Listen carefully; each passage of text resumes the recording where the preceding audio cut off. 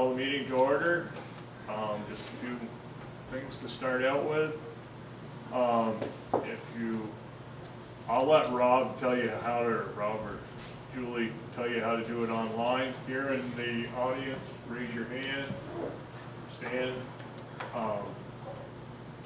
introduce yourself, same online. I want you to introduce yourself so everybody knows who's talking.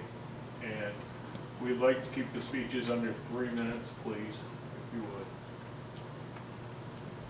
Given that, we're going to start with, when the meeting starts, we're starting with a school board presentation, and after the presentation, we'll accept questions. Go ahead, Rob. Yep, for those online, everybody's muted at this point. Just make sure you're muted when you're not speaking. And to speak, you should just raise your hand. Just hit the raise hand button. Otherwise, I think. Yep, go to the reactions button. Reactions button. And raise hand. And Rob will tell me, and I will recognize you before you speak. Got one person in that. And who is presenting tonight? I will be, everybody. Everybody? Okay, go ahead and start the presentation.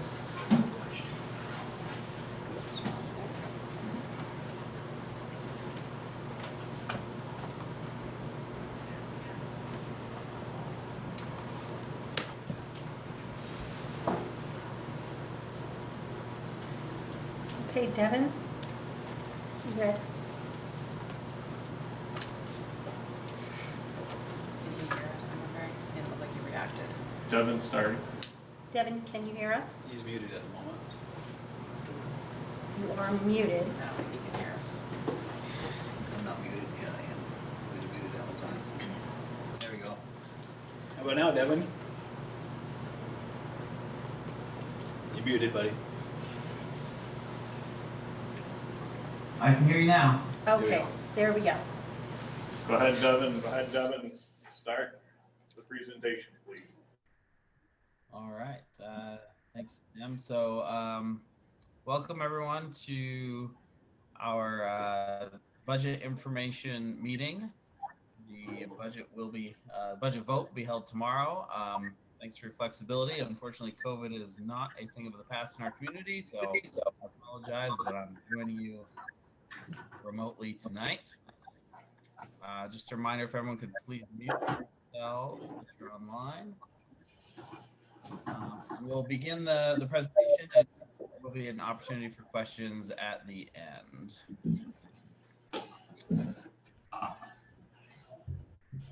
All right, so just the initial slide, who are the Missisquoi Valley School District Board of Directors. Myself, Devin Batchelder, the chair. Don Collins is our vice chair. Toby McGuire, Terry O'Shea, Ben Chevalier, Joanne Johnston, Peter Magnet, Stephen Scott, and Rennick Darnell Martin are the current board. Going here. So the article that we will be voting on tomorrow, this is how it is written and how it will appear on the ballot. Article 1, shall the voters of Missisquoi Valley School District approve the school directors to expend $40,707,254, which is the amount the school directors have determined to be necessary for the ensuing fiscal year. It is estimated that this proposed budget, if approved, will result in education spending of $16,428 per equalized pupil. This projected spending per equalized pupil is 7.61% higher than spending for the current year. All right, we'll take a minute to dive into those parts. The first thing to note is the total spend on the ballot, $40,767,000. This is a decrease of $283,169 from the original budget proposal that was before the voters on town meeting day. This also represents only the expenditure side of the budget. This number is offset by revenues, mostly grant funding, federal and state level funding, that our district receives. And it's the net of those this expenditure less those revenues, which is used in calculating the tax rate and the spending per equalized pupil. So just the key items that are in this budget. Talk about the priorities here. So back in the fall, we put out a community-wide survey asking community members to give us their opinions on what they think our board and our schools ought to be prioritizing. We heard a lot about retaining high-quality staff, increasing our student performance, and improving our facilities. Throw into that the challenges that our students have had over the last couple of years as a result of the pandemic, with higher absentee rates than we historically see, and just the emotional impacts of not being in a normal school environment have amplified the need to kind of help our students out in those areas, in social emotional support and our academic performance. And so as we put the budget together, those were the areas that we focused on, which aligned with what the community told us were their priorities and are in line with what the board has selected as goals for our current year, which are those areas in particular. We'll keep moving through, Laura. So the next part of that article language is the spending per equalized pupil, $16,428, and that is 7.61% higher than the current year. It's important to note here that the 7.61% number is not the same as the total budget increase. It's also not the same as the tax rate increase. In fact, we'll see a little later on that tax rates in all three of our towns will be going down as a result of this proposed budget. And the decrease to expenditures that we saw on the last slide did decrease this cost per equalized pupil by $244. We're also, MVSD is continuing to be below the state average. $1,184 less than the state average is what our proposal is. This is lower than a lot of our neighbors. We've historically been lower than the state average. It's probably, okay to be a little lower than the state average. We've also heard that it's important for us to not be too much different than the state average to make sure our kids are getting the resources that they need to have a successful education. So that kind of goes back to those goals we talked about on the last slide and what our priorities were. When we look back over the last 3 years, our 3-year average increase is 2.6%. This is mostly coming from the fact that we had a decrease in the last budget that was approved, which puts us at that lower starting point before the 7.61% increase is incorporated. The spending per equalized pupil number also takes into account the number of equalized pupils, which has gone down slightly in the last couple of years. We saw an uptick in homeschooling among our students, and we've seen some of those students come back. We expect those to continue to come back, but otherwise, our student enrollment really has stayed steady in all of our schools as a whole. We'll keep going, Laura.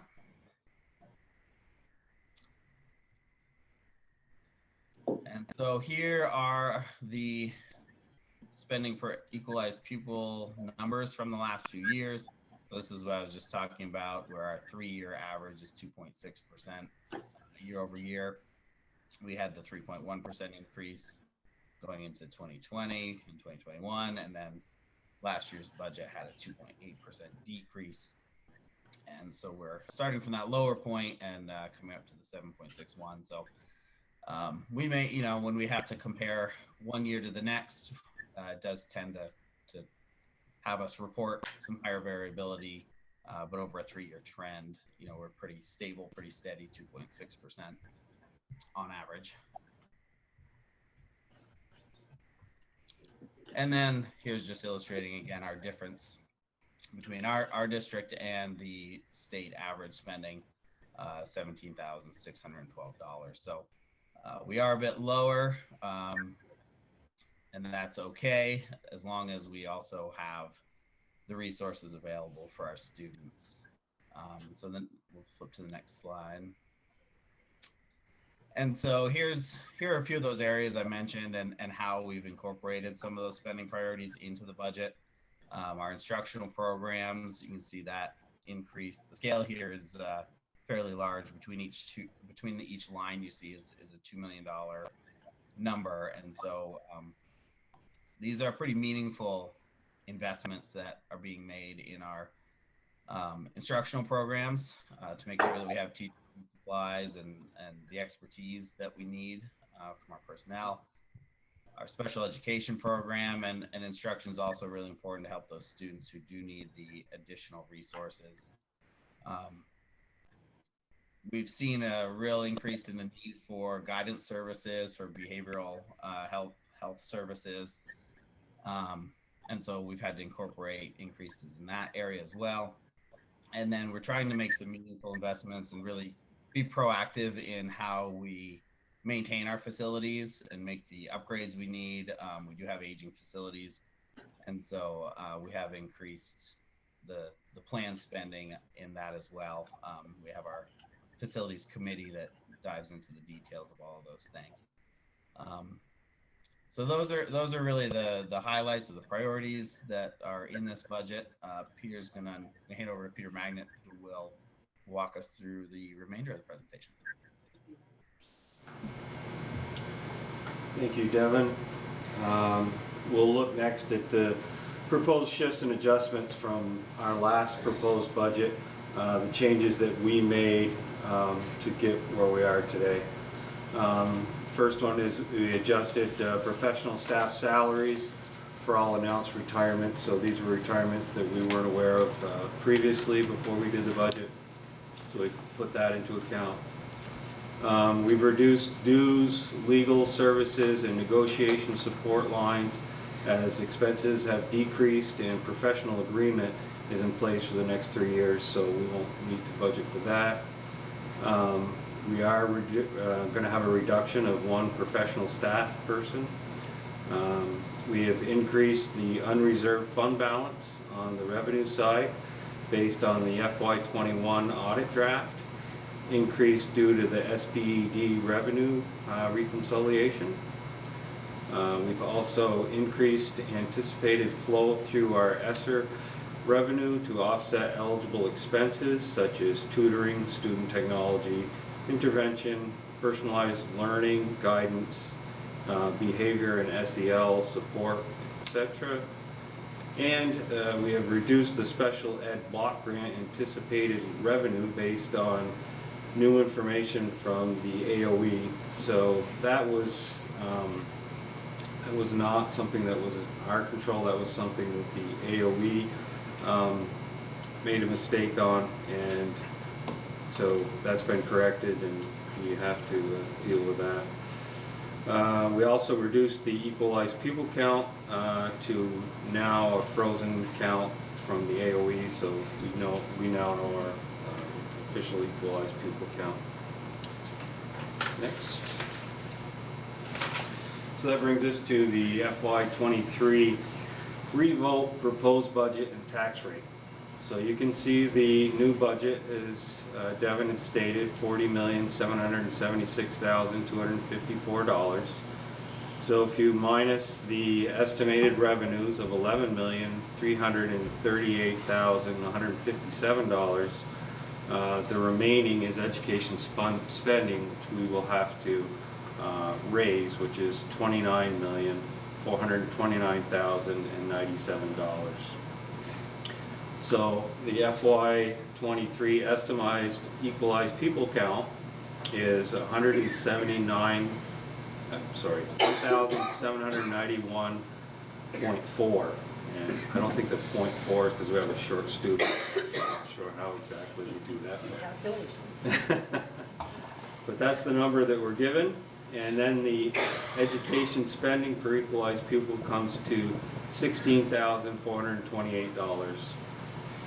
The estimated yield, $12,937, which brings us to our estimated equalized homestead tax rate of $1.2698.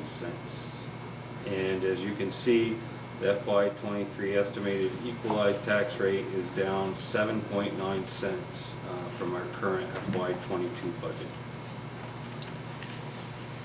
Next slide. So that brings us to the equalized tax rate historically. So you can see when we started the MVSD in 2019, 2020, we were at $1.4306, and we have been going down, as you can see each year. As you can see the numbers there, and we are currently at $1.2698. So the 3-year average decrease, 0.0536 cents. So we have been going down for the tax rate each year. And you can see it showed on a graph here, as you can see that steady decline. All right, that brings us to our homestead property tax with the common level appraisal adjustment. So you can see the 3 towns are listed in the top row, and then we've got our educational tax rate, which is the same for all towns. It's $1.2698. So what happens is we come up, each town has a different common level of appraisal. So what this is each town has a grand list, how many dollars of real estate or taxes that they bring in, that value, and then the state does a property evaluation and review every year, and that number that they come up with is the value that they say that the property is worth now. So in Franklin's case, just using that, the grand list is $162,135,620, but the equalized grand list is $178,739,696. So now they're saying that's the real value. So they divide it into the grand list, and that's where you get that 90.71 percent. So then that gets divided into your tax rate, and you can see the estimated adjusted tax rate is now $1.3999. So if you looked at that, say that the equalized rate was the same, like nothing changed, everything stayed the same, then it would divide evenly, and you would be using the exact rate that the tax rate is. If the tax rate was less, if the value of the properties were less than the grand, then it would be over 100%, and you'd actually see that tax rate decrease. So you can see how it changes for each town, as Highgate's at 92.1% and Swanton is at 94.65%. So each one of those tax rates are slightly different, and as those percentages, you can see the higher ones come with a lower estimated tax rate. And you can see on that bottom line, Franklin's is down that 0.03 cents, Highgate is down to 0.006, and Swanton 0.0294. So again, the CLAs are not driven by the school. We have no control over that. It's driven by the property values and the sales, and a decrease, as I explained in the CLA, negatively impacts the tax rate. So, and I also learned that if a town gets below 85%, that will trigger a reappraisal in the town. So we'll have to go through a reappraisal to try to get it back to that 100%. Just a note on that, statewide, they're about 4 years behind on reappraisals for people that fall below 85%. Okay. Yeah. All right. So here we have the estimated tax rate impact after the CLA, and this is valued, shown at a value of $200,000. So as you can see, each town, even though with the CLA, each town is still going down. So if you look at Franklin, at $200,000 value, the tax rate in '22 was $2,807. If we pass this budget, it would be $2,800, and it would be a reduction in tax of $7 for a $200,000 value property. And you can see in Highgate, it would be down $11, and in Swanton, down $59. So, appreciate everybody coming tonight, listening to the presentation. As you can see, this new budget that we're proposing actually decreases our taxes. So we're really hoping that people will come out and support our budget tomorrow. The vote is tomorrow, and it's from 7 a.m. to 7 p.m. in each town. And you can see in the town of Franklin, we will be voting at the Franklin Town Hall. In the town of Highgate, they will be voting at the Highgate Sports Arena. And in Swanton, they will be at the Swanton Village Municipal Complex.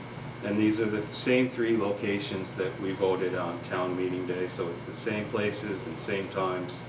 And again, that'll be tomorrow, so encourage everybody to come out and vote. And that brings us to questions, so I will bring it back over to our moderator. Would entertain any questions for the board? Yes. I'm Tammy Underwood, I'm from Swanton. I do have a couple of questions. How much of your estimated revenue is actually COVID money, ESSER funds, that are gonna go away eventually? All questions are directed to me and I will disperse them. And Devin, I said I'd go to you first with that, and repeat your question so I know. The estimated revenue, how much of that is actually COVID money, ESSER funds, that is temporary and going to go away? You get that question? Yep, I heard that. That's a really good question, Tammy. It's something that we have continued to talk about. I'm going to hand it over to Laura to give the exact figure, but from a board approach standpoint, I'll say that we are very much aware of the fact that if all this money, if all of these expenditures remain in the budget over the next 2, 3, 4 years, that at that time we would be seeing a tax increase that is likely not reasonable. And so part of the process of using these ESSER funds and managing these ESSER funds is to evaluate what programs that they're paying for are worth keeping, that are, you know, better than strategies we have now, and looking for ways to fund those over the next couple of years, and then figuring out which ones maybe aren't giving the benefit that we would like them to be giving, and so those will have to be sunset. So it is a longer term challenge that we'll be working with over the next couple of years, because some of that funding will be going away, and we are mindful of that as a board. So Laura, do you have anything you want to add on that, or provide roughly an amount that's in there? Sure, so the amount that's flowing through the general fund and that we're using to offset taxes is $820,257.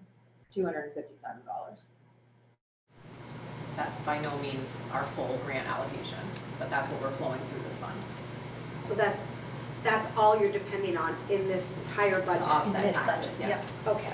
Okay, we need to change this a little bit. Devin, you addressed her by name. All answers are answered to me. Same with you, Laura. Sorry. And you re-ask the questions to me. That's the way we control the flow of the meeting, please. Okay, so are any of these any of these expenses that are in this budget, are they things that are going to be considered permanent, like staff and things like that, that are not going to continually be supported by these funds? I just hate to see us bank on something like staff or things like that that the school really needs, that without that funding, we can't support, and then you're laying people off and doing things that, it just seems like it's a penny wise and a pound foolish. I don't know how much of this is falling into that category.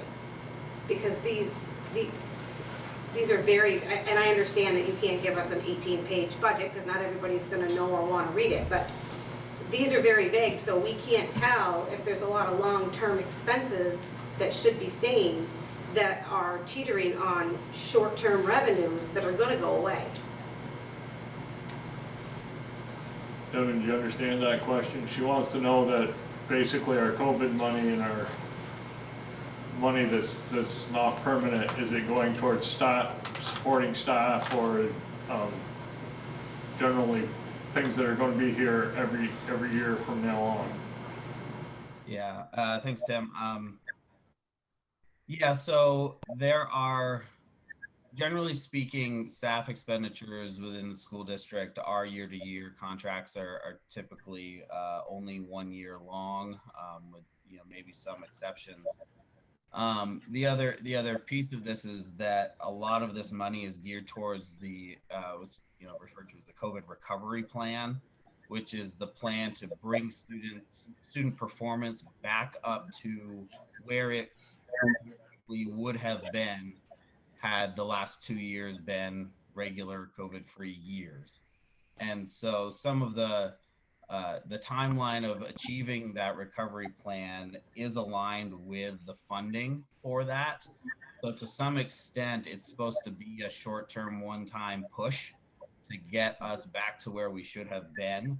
And then theoretically, if it's all successful, then some of that funding is no longer needed. The services aren't needed. We can get back to business as usual. The reality, of course, is that this is the difficulty of managing the school district, where we will have to potentially make some difficult decisions over the next couple of years, and evaluating the performance of the initiatives within the recovery plan is really what is going to be important in making those decisions, to try to help us understand what we need to keep or what we should be looking to keep and what can be phased out. And of course, anything that we want to continue to invest in will be in future budgets that come to the taxpayers. Julie, do you have anything you wanted to say on that topic? Sure. I would add that in this budget, we have 9 positions that are funded with grant revenue from ESSER. They are all positions where we have a plan. Either it's a position that we hope not to need, or it's a position that we will, we're committed to. We have a truancy and engagement position, for example. We think that's important. We'll evaluate the impact it made. We'll make adjustments where we find something that's less important. And so we kept it a relatively small number so that we could do just what you're saying, is evaluate and then either find other revenue sources for it or make adjustments to cover the cost.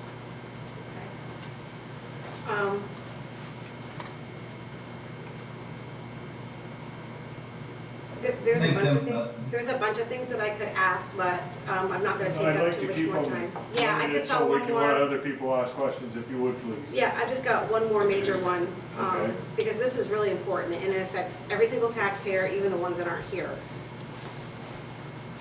We're looking at a nearly $41 million school budget. And we have a school board that's not bonded. And I understand that that's a practice in the state, but it's not right and it's not following Vermont statute. And that puts every single taxpayer in these towns at real risk. I'm not making accusations, but it's not right. That's more than a leap of faith you're asking of these taxpayers. And I'd like to know what's being done to have that addressed. Devin, you want to take that, why the school board's not bonded? I don't have a good answer on that one. I'm not knowledgeable on this topic. Julie, do you have any more information on that? I do. That's something that has come to the attention of the Vermont School Board Association, to also League of Cities and Towns. It is not the practice to bond either select boards or public officials in Vermont. I think across the country, that process has shifted, and school districts and other public entities now use insurance against criminal liability, et cetera. I've had some conversations with a community member about this issue as well. We've talked to VHI, which is our insurer, Visbit rather, that's our insurer. And we have questions about the level of liability insurance that we have. We think it should be more. We think school districts should have more. And also, I plan on bringing this topic to the board. I know the legislature is looking at it too, because it's a state level issue. There are statutes on the books that are not being followed by any public entity.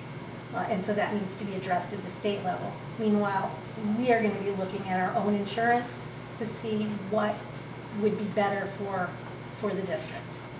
Okay, because that's my concern, is that it would impact, it's probably too late to impact this budget, but any adjustments that would have to be done to this budget or any future budgets, because from what I understand, this is an aggregate policy, and it pales in comparison to what our risk is.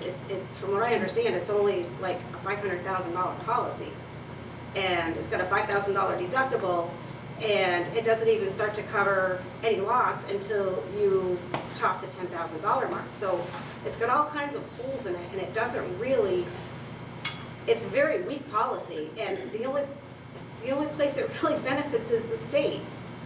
I mean, they pay very little in comparison to what they would for bonds, and then they charge every school district dues on top of it to be part of it, to have the coverage that's not really covering them for anything.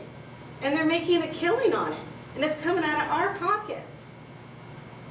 So, I mean, I understand that you have to address this at the state level, but this really needs to be our priority for these school boards. This is not good. And it doesn't give people any confidence to vote on a budget when they're not even getting any kind of reassurance that they're going to be covered at all. Thank you. Let's see if anybody else has any questions, please. Any other questions? Does anybody online have questions? No hands raised. Nobody else has questions?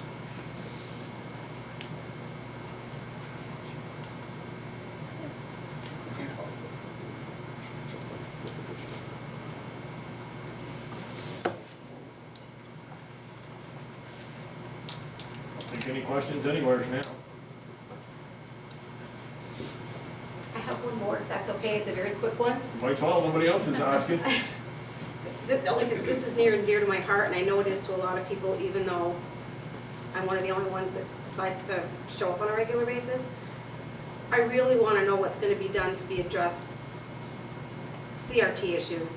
And you guys can tell me all day long that you're not doing anything in the schools with it. I've seen differently, I've talked to people, I know differently. I would just ask a question. Let's not Okay. preach, let's ask a question. Okay.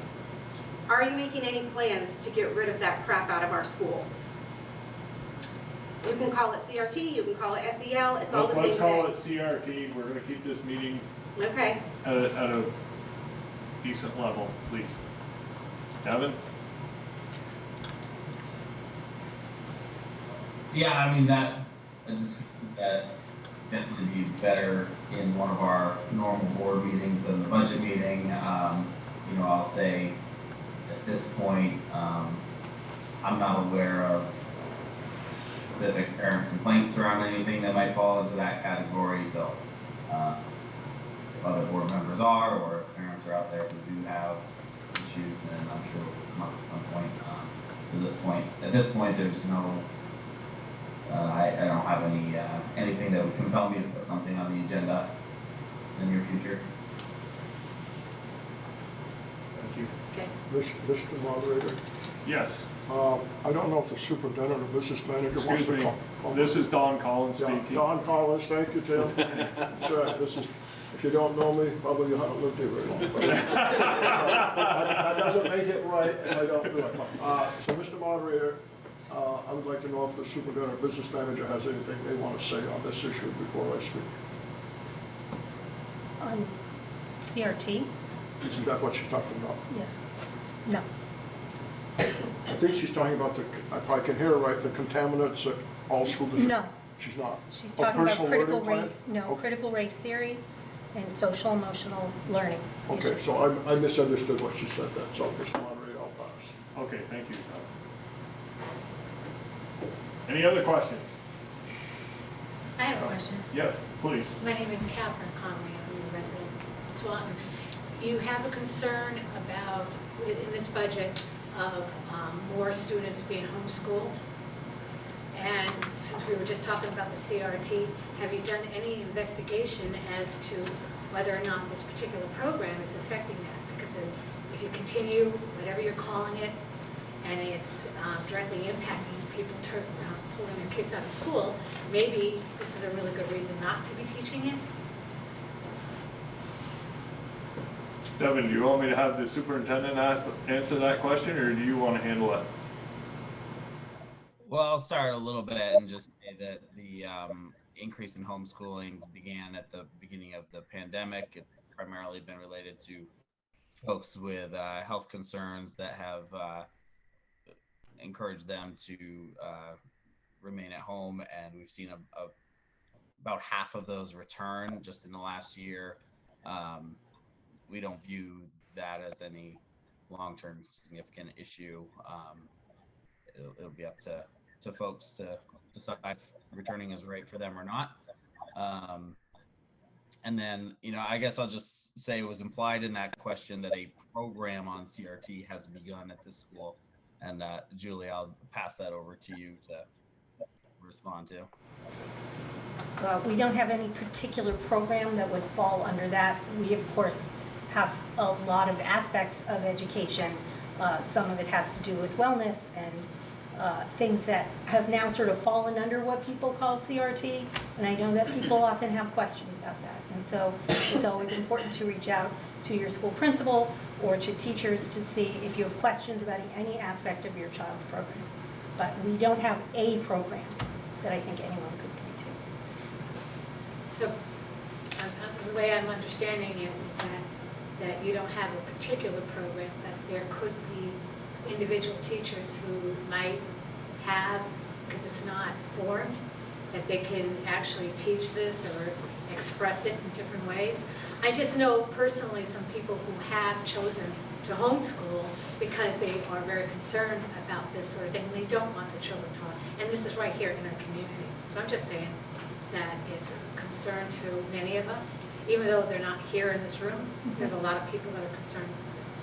I think the board has stated that they would appreciate these questions coming to their board meeting other than a budget meeting, please. Okay, I I understand. appreciate your question, All right, that's- but they would appreciate it at a board meeting where Okay. it has more to do with their running the day-to-day operations.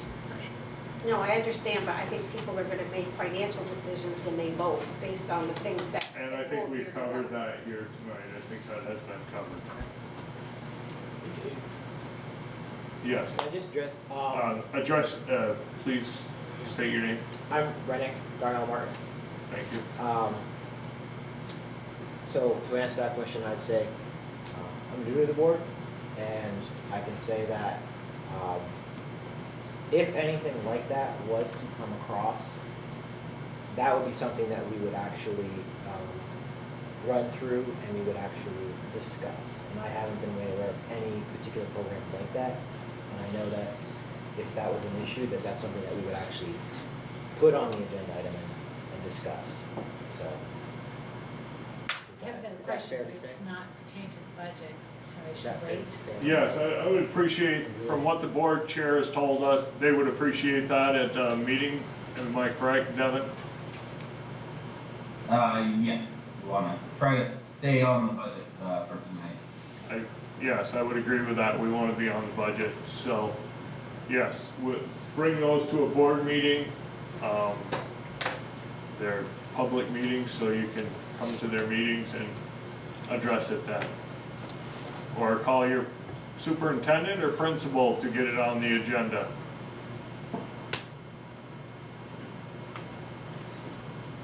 Julie? Looking at me. To put something in agenda, that's something that the superintendent and board chair decide. But if people have particular concerns about specific things being taught in their school, they should always start with their teacher and then the principal and follow that process. So if you have this concern, please follow those. And if your paths. child is homeschooled, If your child is homeschooled, I would believe that you would reach out to our superintendent then, or would it be the principal of the school that they should be in? It depends. If people have specific complaints about curriculum and instruction practices in the school, specifically, they should start at the level of teacher or principal. Okay. I can't speak to specifically a lesson happening in one classroom or another. It needs to Right. start closer But to they where can the get- complaint. I would say that if they got hold of you, Julie, you could point them in the right Absolutely. direction. So I think that is, if you're unclear where to go, I think I'd start, I hope I'm not out of line. That's the way it's been for about 50 years. If you can call a superintendent, the superintendent will say, have you spoken with the principal? Or have you spoken with the teacher, right? And that'll get you in the right direction, or call the office, somebody Yeah. will get you there. May I ask a question regarding how you talk, who you need to talk to about this? Is that okay? Can I ask a question? I would prefer you would ask Well, it's that just about- question on, I'm just curious as to how somebody who doesn't have anybody in the school system that is concerned about it, where would they go to be able to talk to somebody who has something put on the agenda? Do we have to go, I mean, do I go to a superintendent, do I go to the principal? I think you could make a phone call to the superintendent's office and get your questions answered or directed one way or the other. Okay, thank you. Any other questions, concerns? I have a question, Mr. Moderator. Yes, Yvonne. Mr. Moderator, Yvonne Danduran from Town of Franklin. Is there any more monies being distributed to trades? I know it's something that I talk about a lot. I've mentioned it when you guys were in Franklin, and it's something dear to me, and I didn't know if there were more monies moving forward for trades. Devin, do you want to handle that? Yeah, sure. So trades is a really important aspect of middle and high school. We want to make sure that kids are leaving MVU prepared for whatever's next, the workforce or off to college, whatever their choice may be. And so we've been having conversations with tech centers. Julie, I'll pass it off to you in a minute to fill in some details. It's a little early at this point to know what direction we're going to go in and how those investments will be made, but it is something that the board's talking about regularly. Superintendents having conversations outside of board meetings with community members and other stakeholders in that area. So it is a high priority for sure. And Julie, I'll pass it off. Sure, and Yvonne, we do have an introduction to trades. We do have some, I'm going to get the name of the position incorrect, but our diversified ag program does do some introduction to that. We also have a very strong connection to Northwest Tech Center. So we can't recreate what the Northwest Tech Center does, but we are working with them. We have increased numbers of students that are participating, and we want to actually increase how early and how many students are able to access building trades and other trades as well. And we also have a pretty robust welding program as part of our ag program. And those students get really strong, solid job placements. So yes, it is something that we have increased already and are continuing to support. Mr. Moderator, Don Collins. I'd like to let Mr. Duran know that his comments are appreciated. There are board members who agree with him 100%. I think the best thing we could do right now is call your legislators or call your governor's office. Governor Scott is a tradesman. He's put significant money, I believe, not only in the budget, but the ESSER funds in the state to get a better funding model for career and technical education. I'm sure not all legislators make that a priority, but in the next 20 days or so, we're going to pass a budget at the state level, I would assume. So a call to the governor's office, or better yet, to your local legislator saying, make certain that the monies for what we call career and technical education stay in the budget. Thank you, Don. Any other questions? Comments?